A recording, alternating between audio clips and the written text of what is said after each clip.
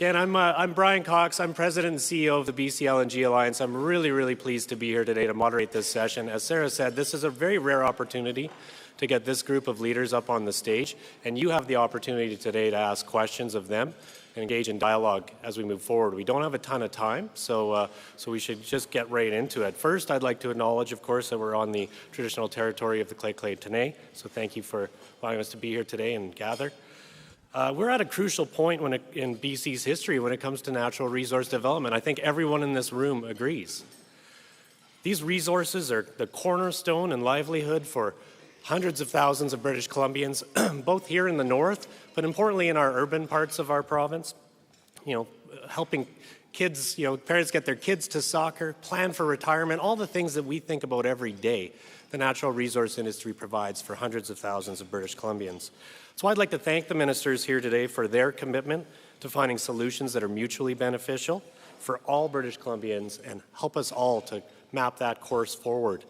I heard a great quote yesterday as I was flying up here. I read it in a book actually, and I thought it was really topical. It says, "When enough people are quiet for long enough, a handful of voices can give the impression that everyone is screaming."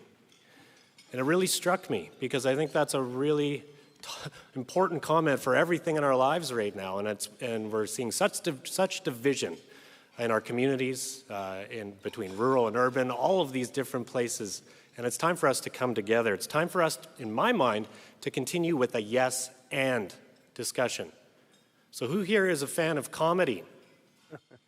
You ready? Everybody? Of course, you're all a fan of comedy. Yes and is a principle of improv comedy. And what it does is it forces you to say yes. If you watch, Whose Line Is It Anyway? How does that happen? People say yes. When people throw it out there, here's what you're going to do. Of course, most people don't want to do it, but you got to say yes because it keeps your mind open. And then you bridge it to something great. And that's how magic happens. It's a principle that's being used in boardrooms across the world right now because it forces people to keep their minds open. So yes and is how we have to collectively forward face. Yes, and we can build a thriving forestry industry and provide benefits to British Columbians all across the province. Yes, we can build a growing mining industry and provide the commodities like copper, steelmaking coal, silver, and gold that are the absolute foundations to our lower carbon economy.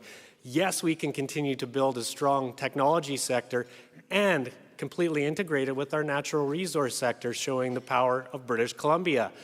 And yes, and we can build an LNG sector that can provide the lowest emission LNG to the world and show the world how British Columbia can do it. We can do all of this, yes we can, and show that we can do this in partnership with our Indigenous communities. So I wanted this to kind of be the theme of this conversation today, because when you think about your questions and you have these four leaders up here, let's think about how we drive to solutions. So let's get into it.